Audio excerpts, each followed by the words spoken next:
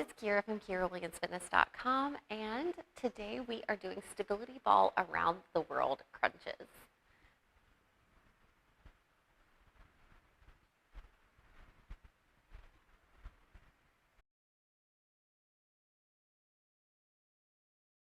When we do these, we're going to be on a stability ball. We're going to roll out just slightly. We are going to support our head and neck with our hands. We're going to crunch through our abdominals. So we're going to choose a side, crunch towards that side, come back to center, crunch towards the middle, crunch towards the other side, back to center. For more wonderful core building exercises like this, sign up for online personal training at KyraWilliamsFitness.com.